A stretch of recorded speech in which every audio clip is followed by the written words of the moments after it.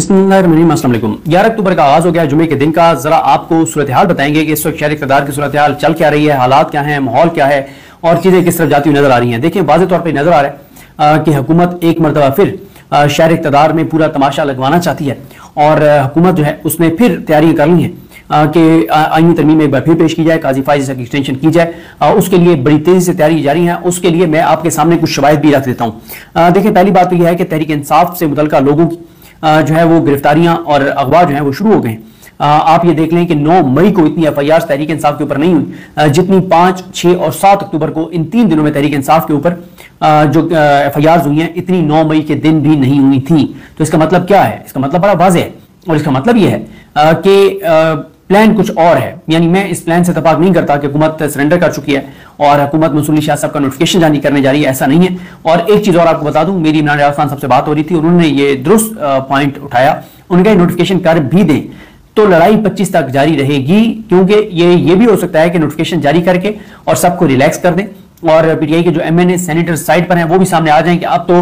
Notification हो गया है मंसूर अली शाह साहब का, लेकिन ये ट्रैप भी हो सकता है। और ये भी मुझे नहीं पता इमरान भाई ने इस पर क्या बात की है, लेकिन मैं तो ये इस चीज को भी ट्रैप समझता हूं जो ये खबरें हैं कि हुकूमत ने तय कर लिया है कि नोटिफिकेशन जारी कर दें और बस कर दें, अब नहीं हो सकती काजी की एक्सटेंशन। मुझे ये ट्रैप लग रहा है, मुझे ये खबरें ट्रैप लग रही हैं, क्योंकि ग्राउंड रियलिटीज कुछ और बता रही है। ग्राउंड रियलिटीज ये नहीं बता रही कि हुकूमत ने काजी फाइज साहब को एक्सटेंशन ना देने का फैसला कर लिया और मंसूर अली शाह साहब के सामने सरेंडर करने का फैसला कर लिया है। देखिए इंतजार हुसैन पंजोता साहब ने वो अगवा है। इंतजार हुसैन पंजोता साहब के अगवा की वजह जो मुझे नजर आती है वो यही है कि इंतजार हुसैन पंजोता उन चीजों के सबसे अहम गवाह थे कि इमरान खान ने क्या कहा था, इमरान खान का प्लान क्या था। देखिए एक बात वो है जो बैरिस्टर सैफ साहब कह रहे हैं। बैरिस्टर सैफ ये कह रहे हैं कि इमरान खान ने अली मीन गंडापुर साहब को ये कहा था कि आपने डी चौक पहुंचना है और डी चौक पहुंच के और बस एहतजाज खत्म हो जाएगा। ये बात खुद अली मीन गंडापुर साहब के बयान से कंट्राडिक्ट कर रही है। जब अली मीन गंडापुर साहब का एक बयान आया था जब वो पेशावर से रवाना हुए, उन्होंने कहा जी मुझसे राब्ते किए जा रहे हैं लेकिन मुझसे राब्ते ना करें, वो उधर कैदी नंबर 804 बैठा है उससे राब्ता करें क्योंकि एहतजाज खत्म करने का इख्तियार उसके पास है। लेकिन बैरिस्टर सैफ की बात को कंट्राडिक्ट कोई और नहीं कर रहा। इमरान खान के सबसे बाएतमाद साथी, नजरियाती साथी इमरान खान के मुराद सईद कंट्राडिक्ट कर रहे हैं। जब मुराद सईद ये कह रहे हैं कि इमरान खान ने जो रिटर्न प्लान दिया था उस पर अमल दरामद नहीं हुआ, ये बात मुराद सईद कह रहे हैं। अब आप खुद बताएं कि मुराद सईद की बात की इंपॉर्टेंस है या बैरिस्टर सैफ की बात की इंपॉर्टेंस है। अब इस चीज के सबसे अहम गवाह इंतजार हुसैन पंजोता थे जो ये बात बता सकते थे कि इमरान खान जो है वो इमरान खान ने क्या बात जो है वो कही थी, जो कि डेफिनेटली यही कही थी कि एहतजाज जारी रहेगा, एहतजाज खत्म करने का इख्तियार सिर्फ इमरान खान साहब के पास था। दूसरी जहां तक बात है इंतजार हुसैन पंजोता की, वो फोकल पर्सन थे इमरान खान साहब के। जेल में जितनी मुलाकातें होनी थी, मुलाकातें करानी थी, जेल इंतजामिया से राब्ते, ये सब कुछ इंतजार हुसैन पंजोता साहब के जरिए थी। इमरान खान साहब की जो पैगाम रसानी थी अपनी पॉलिटिकल लीडरशिप के साथ, उसमें सबसे अहम और मरकजी किरदार जो है वो इंतजार हुसैन पंजोता थे, इसलिए उनको अगवा किया गया। फिर इसी तरह से आप देखें ग्राउंड के हमारे बहुत से दोस्तों ने पीटीआई के इस प्रोटेस्ट को कवर किया, दीगर जो एहतजाज हैं उनको कवर किया, चाहे वो मुल्तान हो, चाहे वो फैसलाबाद हो, चाहे वो बहावलपुर हो, चाहे वो लाहौर हो, चाहे ये इस्लामाबाद की तरफ मार्च हो, इसको हमारे बहुत दोस्तों ने कवर किया। लेकिन 2 लोगों ने बहुत ही जबरदस्त तरीके से इसको कवर किया। एक हसनैन रफीक नया पाकिस्तान, और उनका चैनल तो इन 7-8 दिनों में नंबर 1 पे था यूट्यूब पे, और बड़ी मेहनत करते हैं हसनैन रफीक और उनकी पूरी टीम। और दूसरा जो है वो आगा शेख सरवर, ये बड़ी जबरदस्त रिपोर्टिंग करते हैं। अब देखें कि पहले हसनैन रफीक के घर पे लोग गए और उनको अगवा करने के लिए उनकी फैमिली के साथ बदतमीजी की गई, बदतहजीबी की गई। उसके बाद अब आगा शेख सरवर को कल जिस तरह से उठाया गया, अभी तक उनको किसी अदालत में पेश नहीं किया गया। मेरी बात हुई थी मियां अली इशफाक साहब से, जैसे ये वाकया हुआ मियां अली इशफाक साहब से बात हुई थी, उन्होंने कहा था कि वो ये केस लड़ेंगे, और मैंने इसलिए ट्वीट भी किया था कि जो भी हमारे दोस्त आगा शेख सरवर की फैमिली के साथ, उनके वालिद के साथ राब्ते में हैं, वो प्लीज उनकी फैमिली को कहें कि मियां अली इशफाक साहब से राब्ता करें ताकि उनकी बाजियाबी के लिए जो है वो कानूनी कार्रवाई की जा सके। और इसी तरह से आप देखें कि इंतजार हुसैन पंजोता साहब ने, उनका केस इस्लामाबाद हाई कोर्ट में जाता है और वो आमिर फारूक साहब अपने पास लगा लेते हैं, और आमिर फारूक साहब के बाद जो केस चला जाता है तो उसका आउटकम क्या आता है वो मुझे बताने की जरूरत नहीं है। तो कल आमिर फारूक साहब ने आज के लिए यानी 11 अक्टूबर के लिए जो है वो कहा है कि जी एक लेके आए वो लेके आए, लेकिन होना हमाना कुछ भी नहीं है, आपको भी पता है। हाँ, अगर ये केस मोहसिन अख्तर कैनी साहब के पास होता, मियां गुल हसन औरंगजेब साहब के पास होता, अरबाब मोहम्मद तैर साहब के पास होता, सरदार इजाज इसाक खान साहब के पास होता, तो फिर सूरत हाल कुछ और होती, या बाबर सत्तार साहब के पास होता। बाबर सत्तार साहब ऐसे छुट्टी पर हैं, तो मियां गुल साहब की भी उनको बताया जा रहा है कि डेंगू हो गया। तो बहरहाल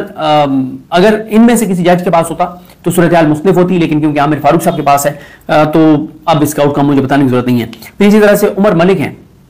तहरीक इंसाफ के हैं। तहरीक इंसाफ के लिए उन्होंने कुछ उनके तराने गाए हैं। वो उनके वालिद बीमार थे और वो अपने वालिद की अयादत के लिए, उनके पास रहने के लिए वो बैरून मुल्क से आए, रिस्क लेकर आए। उनको पता था कि यहाँ पे कार्रवाइयाँ जो हैं वो होंगी, हो सकती हैं, मुझे उठाया जा सकता है, उसके बावजूद वो आए और बड़ी तकलीफ की सूरत हाल है कि उनको भी उठा लिया गया है, हालांकि उनके वालिद जो हैं वो बीमार हैं। और ये बात कंपैरिजन भी हो रहा है कि एक तरफ उमर मलिक हैं जिनको पता था कि उनको अगवा किया जा सकता है, वो वापस आए, दूसरी तरफ हसन नवाज, हुसैन नवाज हैं, वो जो है अपनी वालदा के जनाजे के लिए, उनको कब्र में उतारने के लिए पाकिस्तान नहीं आए थे,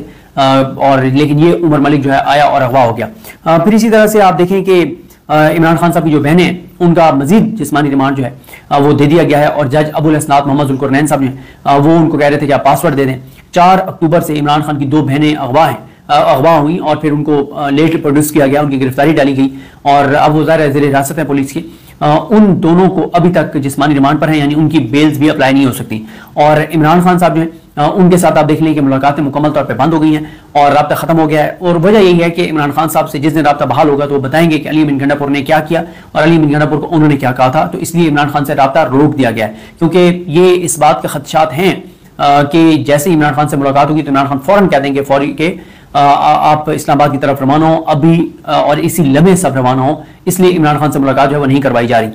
फिर इसी तरह से बुशरा बीबी की जो जमानत की दरखास्त थी उसके ऊपर भी समाअत नहीं हो सकी। इमरान खान और बुशरा बीबी की जो 190 मिलियन पाउंड में बरीयत है वो मामला भी अदालत में नहीं सुना जा सका। तो हर तरफ से आप देखेंगे तहरीक इंसाफ के साथ बिल्कुल वही रवैया और सूरत शुरू हो गई है जो तहरीक इंसाफ के साथ 9 मई के फौरन बाद हुई थी, बल्कि बाज़ चीज़ों में तो 9 मई से भी ज्यादा चीजें सख्त होती नजर आ रही हैं। और इसकी जो मेन वजह है वो तहरीक इंसाफ की बाहर जो लीडरशिप है उसकी नरमी है, उसकी कमजोरी है और उनकी एक फैसला साजी ना होना है, उनकी जानिब से कोई एग्रेसिव हिकमत अमली ना होना है, उनकी जानिब से कंफ्यूजन है, उनकी जानिब से बुज़दिली है, उनकी जानिब से पीछे हटना है। और यही वजह है कि हुकूमत आगे बढ़ती जा रही है बड़ी तेजी के साथ, क्योंकि हुकूमत को नजर आ रहा है कि तहरीक इंसाफ के बाहर जितने भी लोग हैं वो कोई एग्रेसिव हिकमत अमली नहीं अपना पा रहे। फिर इसी तरह से आप देखेंगे पीटीआई के जो एमएनए जो सेनेटर्स हैं उनकी फैमिलीज के खिलाफ बहुत ज्यादा कार्रवाई शुरू हो गई हैं, बहुत ज्यादा कार्रवाई शुरू हो गई हैं और पूरी कोशिश की जा रही है सेनेटर्स को और एमएनए को तोड़ने की। और फिर एक तरफ तो ये कार्रवाई हो रही है, दूसरी तरफ नवाज शरीफ के पास बिलावल को भेजा गया है और पीपल्स पार्टी को मौलाना के पास भेजा गया है। अच्छा, ये क्यों हो रहा है? अब अगर इन्होंने जो भी नंबर गेम पूरी करनी है या इन्होंने आईनी तरमीम करनी है, इनकी मुलाकातें तो बनती नहीं है ना। चले मौलाना के साथ तो बनती है मुलाकात, पीपल्स पार्टी और नवाज शरीफ की मुलाकात तो बनती नहीं है, बिलावल की और नवाज शरीफ की तो मुलाकात बनती नहीं है। फिर ये क्यों हो रहा है? देखिए, मेरी असेसमेंट ये है कि इसलिए हो रहा है कि असल में तो बंदे पीछे तोड़ने की कोशिश कुछ और हो रही है, यानी उनकी फैमिली के साथ जो कुछ हो रहा है, पीटीआई के लोगों को तोड़ने की कोशिश की जा रही है, ब्लैकमेलिंग हो रही है, सारा कुछ हो रहा है उनकी फैमिली के साथ, उनके अपने साथ, उनके कारोबार के साथ जो भी किया जा रहा है। इनको एक्टिव इसलिए किया गया है कि तासुर ये मिले कि यार ये देखें ना, ये पॉलिटिकल पार्टीज कोशिश कर रही हैं, नून लीग और पीपल्स पार्टी कोशिश कर रही है नंबर गेम पूरा करने की। और फिर आप ये भी देखें, क्या आपको नहीं पता, मुझे नहीं पता कि लोग कैसे लोटे बनाए जा रहे हैं। तो जबकि बिलावल जरदारी जो है वो ओनरशिप ले रहा है कि हाँ, अगर लोटों से बात बनती है तो बना लेनी चाहिए क्योंकि आईनी तरमीम में सब जरूरी है। तो ये इसलिए जो है वो इनकी जो है वो मुलाकात करवाई जा रही है। बल्कि मैं आपको बताऊं कि कल नवाज शरीफ के जो स्टाफ है उसको पता ही नहीं था कि आज ये मुलाकात होनी है। नवाज शरीफ को खुद नहीं पता था कि उन्होंने बिलावल भुट्टो से मिलना है, बिलावल जरदारी से मिलना है। तो ये दोनों को फोन करके कहा गया, उससे कहा गया कि तुम जाओ, और उससे बताया गया कि ये आ रहा है तो तुम लोग मिलो और मतलब एक जो ड्रामा करना है वो आप ड्रामा करें। तो बाकी ये था तो ड्रामा, ये आंखों का धोखा है, पस से पर्दा ये थोड़ी कर रहे हैं ये सारी चीजें। अच्छा, ये तो चाबी वाले खिलौने हैं। इसी तरह से आप ये देखें कि जो कल इन्होंने बुला लिया है, इन्होंने कल इजलास बुला लिया है स्पेशल, जो इन्होंने एक पार्लिमानी कमेटी बनाई हुई है खुर्शीद शाह साहब की सरबराही में, उसका भी इजलास बुला लिया है। अच्छा, आप देखिए कि एक तरफ तो ये जो है वो कह रहे हैं कि एससीओ है और सारा फोकस एससीओ पे रखें। अच्छा, इनको भी पता है कि एससीओ से निकलना कुछ नहीं है। जाहिर है पाकिस्तान के अंदर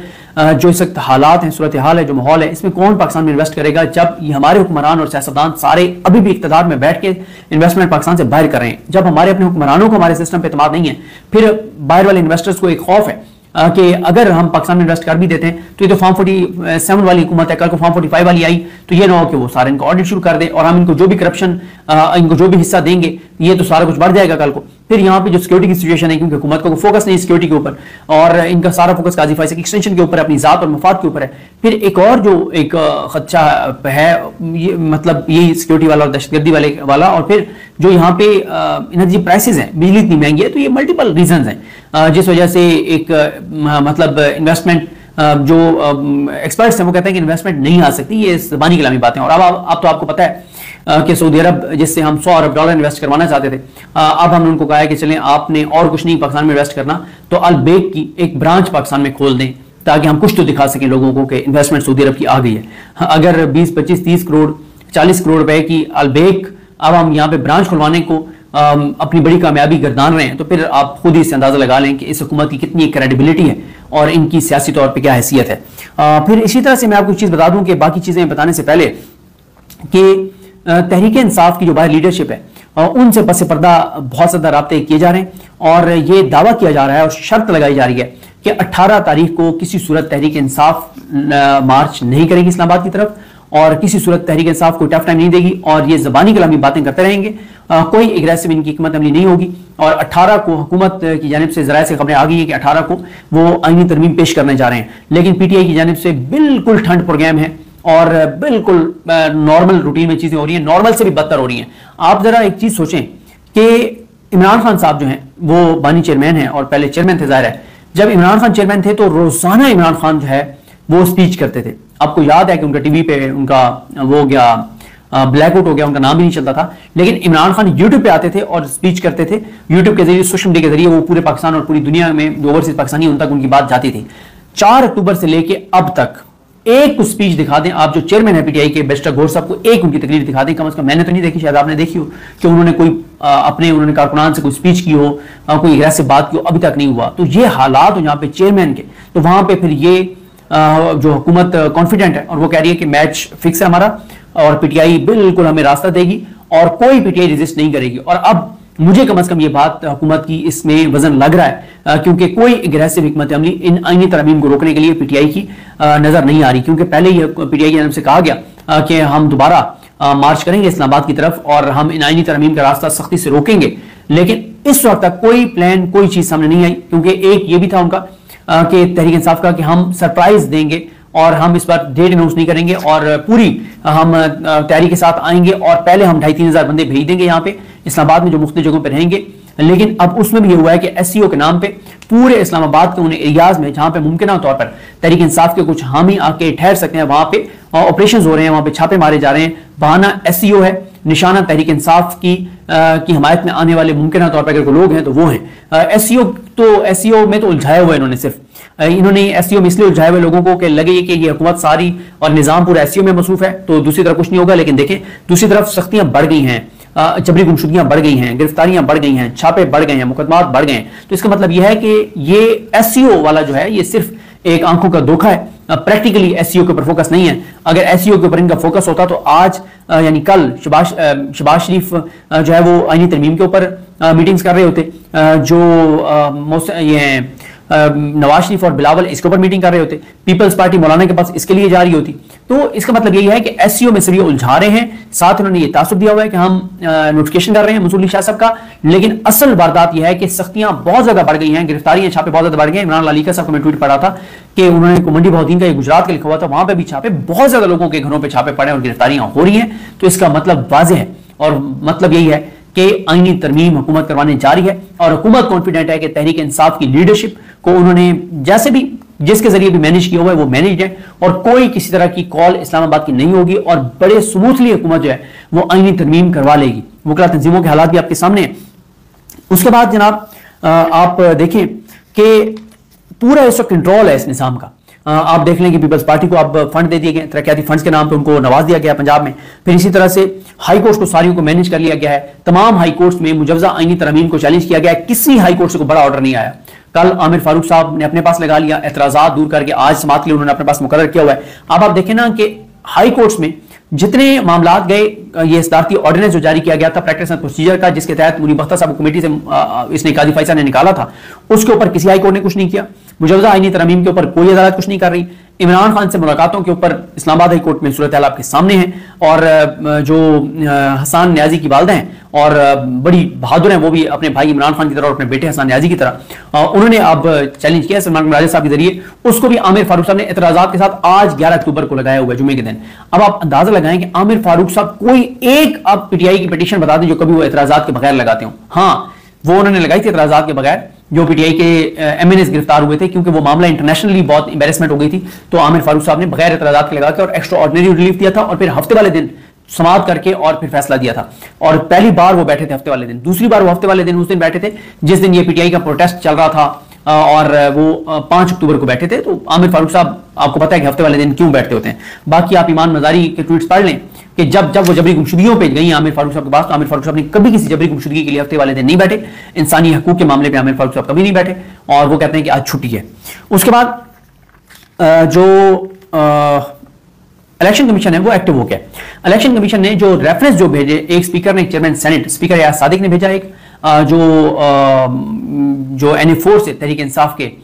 जो MNA उनके हवाले से, और अभी वो मैं सारी तफसीलात आपको बताता हूं, और सेंटर सैफुल अब्रो उनके हवाले से, वो दोनों रेफरेंस 21 अक्टूबर को इलेक्शन कमीशन ने समाअत के लिए लगा दिए, डराने के लिए कि मान जाओ, वोट इधर डाल दो वरना तुम लोगों को फारिग किया जा रहा है। अच्छा, उसके बाद एक और चीज की जा रही है, वो है कि इलेक्शन कमीशन जो है वो एक उनको कहा जा रहा है कि आप जो स्पीकर ने खत लिखा है उस पर आप मखसूस नशिस्तें जो है वो पीपल्स पार्टी और नून लीग को दे दें दोबारा, और उसके लिए इलेक्शन कमीशन का बताया जा रहा है कि वो तैयार हो गया इलेक्शन कमीशन। और गो के इलेक्शन कमीशन ये कर नहीं सकता, इसलिए नहीं कर सकता कि ये मामला खुद इलेक्शन कमीशन सुप्रीम कोर्ट ले जा चुका है कि जनाब पार्लियामेंट ने एक कानून बदल दिया, तो हम आप उस कानून पे चलेंगे, आपकी जजमेंट पे चलेंगे। और पीटीआई ने भी इसको चैलेंज किया हुआ है, तो इलेक्शन कमीशन कर ही नहीं सकता क्योंकि सुप्रीम कोर्ट का तफसीली फैसला आ चुका है, कल उर्दू में भी जारी कर दिया गया है, तो कर ही नहीं सकता इलेक्शन कमीशन। लेकिन अब जो नून लीग ने किया है, एक नून लीग कह रही है कि 18 को हम मुजवजा तरमीम पेश कर रहे हैं, दूसरा नून लीग ने जो डी नोटिफाई हुई थी इनकी मखसूस नशिस्तों की खवातीन उनको इस्लामाबाद तलब कर लिया है, तीसरा इलेक्शन कमीशन के इजलास चल रहे हैं, और इलेक्शन कमीशन ने अभी तक सुप्रीम कोर्ट के फैसले पर अमल दरामद करते हुए पीटीआई के 41 MNAs को पीटीआई के डिक्लेयर नहीं किया, पीटीआई को मखसूस नशिस्तें फराहम नहीं की, और अब यह कहा जा रहा है कि इलेक्शन कमीशन जो है वो दोबारा नून लीग और पीपल्स पार्टी को सारी नशिस्तें दे देगा, और जैसे इलेक्शन कमीशन नोटिफाई करेगा तो खवातीन जो है वो लॉबी में बैठी होंगी, वो फौरन फ्लोर पर आएंगी, वो हलफ उठाएंगी, 15-20 मिनट बाद आईनी तरमीम पेश की जाएगी, और 1 घंटे के अंदर अंदर, 1.5 घंटे के अंदर अंदर पास की जाएगी फिर सेनेट में, और यह बताया जा रहा है कि 7 से 10 घंटे के अंदर अंदर ये पूरा प्रोसेस जो है वो कंप्लीट कर लिया जाएगा, ये बताया जा रहा है। और दूसरी तरफ, एक तरफ तो हुकूमत की इतनी तैयारियां, इलेक्शन कमीशन की इतनी तैयारियां, दूसरी तरफ तहरीक इंसाफ की आप तैयारियां देख लें, 0-0-0। और फिर एक ऐसे वक्त में जब मुराद सईद और इमरान खान की बहन और इमरान खान की फैमिली, वो सब इमरान खान के जो नज़रियाती लोग हैं वो इस खदशे का इजहार कर रहे हैं कि खुदा न खास्ता इमरान खान पता नहीं किस सिचुएशन में होंगे जेल में, जब वो इन खदशात का इजहार कर रहे हैं, तो पीटीआई की कोई एग्रेसिव हिकमत अमली आपको नजर नहीं आती, सब ठंड प्रोग्राम तहरीक इंसाफ के अंदर जो है वो चल रहा है। तो अब हुकूमत, जिस तरह से मैंने आपको अर्ज किया, कॉन्फिडेंट है कि 18 को तहरीक इंसाफ नहीं आ रही यहाँ पे को प्रोटेस्ट करने और टफ टाइम देने, और वो बहुत कॉन्फिडेंट है कि सब ओके है। अच्छा, उसके बाद यह है कि तहरीक इंसाफ के जो कारकुनान हैं, तहरीक इंसाफ वाले बता रहे हैं कि वो जो इस्लामाबाद से गिरफ्तार हुए उनके ऊपर टॉर्चर किया जा रहा है, और मतलब मैं आपको बता रहा हूँ ना कि चीजें इसलिए एग्रेसिव होती जा रही है हुकूमत और ये पुलिस, उसकी वजह यह है कि दूसरी तरफ से कोई डेटरनेस नहीं है, कोई एग्रेसिव चीज नहीं है, कोई पीटीआई का कोई लायमल नजर नहीं आ रहा, कोई उनकी पॉलिसी नजर नहीं आ रही। अब 4 दिन के लिए उन्होंने प्रोटेस्ट का ऐलान किया, 11 से 14 अक्टूबर तक वहां पे प्रोटेस्ट कामयाब भी होंगे, लेकिन वहां पे दफा 144 है वो 8 अजला में नाफिज कर दी गई है। तो ये है जनाब सूरत हाल। कुछ चीजें मैं आपके सामने कुछ ट्वीट्स रखना चाहता हूँ जिनमें बड़ी इंपॉर्टेंट चीजें हैं। इमरान रियाज खान साहब का एक ट्वीट बड़ा इंपॉर्टेंट है, वो कहते हैं कि इस्लामाबाद में हॉर्स ट्रेडिंग का धंधा अरूज पर, बड़े बड़े बिल्डर्स और ब्रोकर्स घोड़ों की बोलियां लगाने में मसरूफ, कैश जो है वो ब्रोकर्स फराम करेंगे, जबकि इसके बदले में उनकी फाइलिंग क्लियर करके उन्हें सरकारी खातों में नवाजा जाएगा। घोड़ों की डिमांड ज्यादा है, जबकि अवामी रद्द-ए-अमल के खौफ और लीडर से वाबस्तगी की वजह से सप्लाई ना होने के बराबर है। यानी घोड़े ज्यादा चाहिए लेकिन बिकने के लिए कम घोड़े इस वक्त मार्केट में मौजूद हैं। तो इस वजह से वो कहते हैं डिमांड और सप्लाई के फर्क ने इस्लामाबाद की मंडी में घोड़ों की कीमत पहली बार आसमान पर पहुंचा दी है। यानी जो घोड़ा पहले 20 में मिलता था, यानी 20 करोड़ में मिलता था, वो अब 60 में भी दस्तयाब नहीं। छोटे अस्तबल वाला घोड़ा 60, जबकि बड़े अस्तबल वाला घोड़ा 80 तक भी रिपोर्ट हुआ है। यानी कौमी असम्बली में 60 करोड़ का एक MNA और सेनेट में 80 करोड़ का एक सेनेटर जो है उसकी कीमत लगाई जा रही है। कुछ घोड़े से चस्के के लिए अपनी कीमत लगवा रहे हैं, मगर ये सारे अच्छी तरह जानते हैं कि जो घोड़ा भी बिका ये उस मैदान में उसकी आखिरी रेस होगी। वैसे भी लंगड़ा घोड़ा किस काम का, ये बिल्कुल उन्होंने दुरुस्त कहा है। अच्छा, एक और चीज चलाई गई है, और ये जो हुकूमती कौन से उनकी जानिब से कि जनाब तहरीक इंसाफ ने ना अपने लोगों को अगवा किया हुआ है। अच्छा, इसमें ना 3-4 नाम बताया जा रहा है कि इन्होंने नाम तो टोटल 7 लिखे हैं, लेकिन बताया जा रहा है कि इनमें से 4 नाम ऐसे हैं जिनका इसलिए लिखा गया है कि ताकि वो थोड़े से एक्टिव हो और राब्ते करें, कहें कि नहीं नहीं हम अगवा नहीं हुए, और उनकी लोकेशन ट्रेस हो जिनको ढूंढा जा रहा है। जो नाम इन्होंने दिए उसमें सैफुल अब्रो है सेनेटर, शफकत हयात खान MNA जैन कुरैशी मुल्तान से, अजीमुद्दीन लखवी, हाजी इम्तियाज मंडी बौदीन से, ख्वाजा चिराज तौसा शरीफ से, और जावेद इकबाल रहीम यार खान से। अच्छा, इनका ये बताया जा रहा है कि इनमें से ये 7 हैं, इनमें से 3-4 को ढूंढा जा रहा है। 3-4 के नाम तो फरमाइशी लिखे गए, लेकिन 3-4 के नाम इसलिए लिखे गए हैं कि उनको ये ढूंढ रहे हैं कि वो कमिटमेंट इनके साथ कर चुके थे कि हम वोट देंगे, लेकिन अब वो रास्ते में नहीं आ रहे। और इतला दी है कि तहरीक इंसाफ ने अब तक तो बड़ी कामयाबी से अपने अरकान कौमी असम्बली को महफूज रखा हुआ है।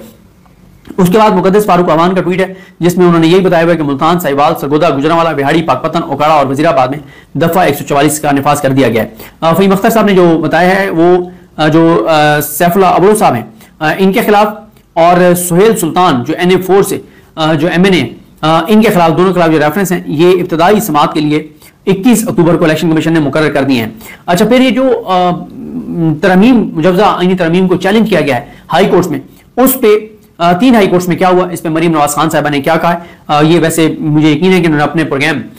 फ्रॉम कोर्ट रूम नंबर 1 में वसीम अली के साथ इनको डिस्कस किया होगा। वो ये कहती है कि चीफ जस्टिस लाहौरी कोर्ट जस्टिस आलिया नीलम की अदालत में हुकूमत मुकर गई कि आईनी तरमीम का कोई मुसवदा है ही नहीं, तो पब्लिक कैसे करें। तो इस दरखास्त पर के एतराजात पर फैसला जस्टिस आलिया नीलम ने महफूज कर लिया। पेशावर हाई कोर्ट के जस्टिस इश्तियाक इब्राहिम और जस्टिस वकार अहमद ने वफाक की हुकूमत और अटॉर्नी जनरल ऑफिस को नोटिस करके जवाब तलब कर लिया है और समाअत 15 अक्टूबर मंगल तक मुलतवी कर दिया है और लार्जर बेंच बनाने का भी इंदिया दिया है। इस्लामाबाद हाई कोर्ट में जस्टिस आमिर फारूक ने एतराजात दूर करके और आज जुमे के लिए इसको समाअत के लिए मुकर्रर किया है। और इसी तरह से ये साकिब बशीर साहब ने बताया कि जज अबुल हसनात मोहम्मद उल कुरनैन ने अलीमा खान और उज़मा खान को, इमरान खान की बहनों को कहा है कि वो अपने मोबाइल के पासवर्ड जो है वो पुलिस को दे दें। फैसल अब्बास खर जो हमारे दोस्त हैं GTV के रिपोर्टर हैं, इन्होंने बताया कि जब कल पेश हुए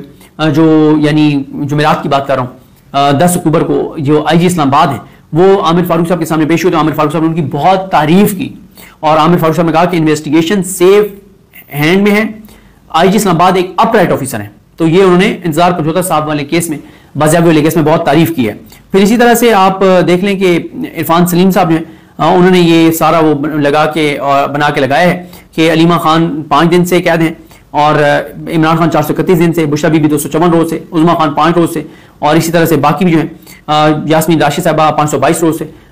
शामी कुरैशी साहब 422 रोज से, एजाज चौधरी साहब 522 रोज से, उमर सरफराज सीमा 522 रोज से, और इसी तरह से मियां महमूद रशीद साहब 522 रोज से, भट्टी साहब जो हैं वो 586 रोज से, और इसी तरह से बाकी भी, क्योंकि ये जूम में जब कर रहा हूँ जो नाम उस तरह से वाज़ेह नहीं है, लेकिन हसान न्याजी और हैदर मजीद ये जो है वो हैदर मजीद और ये 422 रोज से। तो इसी तरह से बाकियों का भी लिखा हुआ है कौन कौन मिलिट्री कोर्ट में, और ये सारे इनके उन्होंने नाम लिखे हुए हैं कौन कितने अरसे से है। और इमरान लालिका साहब कहते हैं कि उमर मलिक अपने बीमार वालिद की वजह से पाकिस्तान आया और रात के अंधेरे में उठा लिया गया, और वजह इमरान खान को सपोर्ट करना और हकीकी आज़ादी की जद्दोजहद के लिए आवाज़ उठाना और अपनी गायकी से इसको तकवीत देना है। और आगा सरवर का कसूर यह है कि वो यूट्यूब चैनल चलाता है और उसने एहतजाज को कवर क्यों किया, इसलिए रात के अंधेरे में उसको अगवा कर लिया गया है। और इसी तरह से फैसल चौधरी साहब जो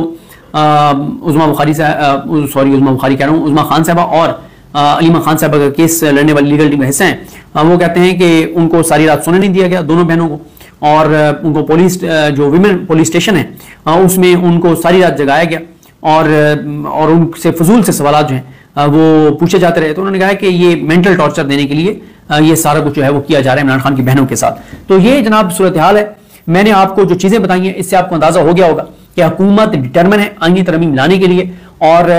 हर तरफ जोर लगाया जा रहा है, अदालतों के अंदर कंट्रोल, पुलिस जो कुछ कर रही है, अगवाकारियां जो हो रही हैं, BTA के MNA सेंटर्स के साथ जो कुछ हो रहा है, मुलाकातें जो कुछ हो रही हैं, हुकूमत तो हर महाज पे आपको हाइपर एक्टिव नजर आती है, लेकिन तहरीक इंसाफ आपको मुकम्मल तौर पर गायब नजर आती है। और अब मुझे लगता है कि हुकूमत का ये दावा दुरुस्त है, और अगर ये दावा उनका दुरुस्त है तो ये इमरान खान की इस जंग के ताबूत में जो है वो आखिरी कील होगा, जो इमरान खान के बाहर जो है वो लीडर्स जो है वो उसमें आखिरी कील ठोकेंगे। और फिर इसका मतलब तो यह है कि गद्दार कोई एक नहीं था, बल्कि तहरीक इंसाफ में गद्दारों का जुमा बाजार था, जो हुकूमत को इतना आसान और फ्री रास्ता दे रहे हैं कि हुकूमत हर तरफ से तहरीक इंसाफ पर घेरा तंग कर रही है और किसी तरफ से उनको किसी तरह का कोई खौफ, कोई डर नहीं है। तो देखते हैं जनाब, लेकिन अगर तहरीक इंसाफ एक्टिव हुई तो फिर एक बार शहर इक़्तिदार में दोबारा मैदान लगेगा, लेकिन अभी तक तो बहरहाल इसके इम्कानात जो है वो कम होते हुए नजर आ रहे हैं, क्योंकि तहरीक इंसाफ की जो बाहर लीडरशिप है उनका इस वक्त जो है वो प्लान वो इनहाउंस करते हैं, लेकिन उसकी एग्जीक्यूशन के लिए हमें कहीं पे भी कोई चीज प्रैक्टिकली नजर नहीं आती। तो चीजें कैसे आगे बढ़ती हैं आपके सामने आ जाएंगी। मुझे अपनी दुआ में याद रखें। अल्लाह की हम सबका हमें नासुर। अल्लाह।